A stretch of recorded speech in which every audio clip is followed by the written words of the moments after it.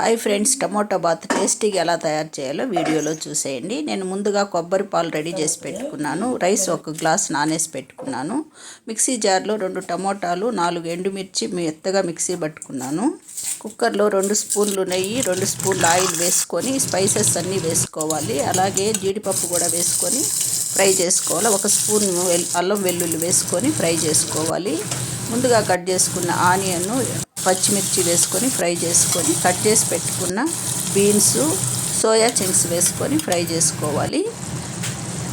Mixie పట్టుకున్న tomato ప్యూరీని కూడా వేసుకొని 1/2 స్పూన్ పసుపు, 1 స్పూన్ కారము, 1 స్పూన్ ధనియాల పొడి, 1/2 స్పూన్ గరం మసాలా వేసుకోవాలి.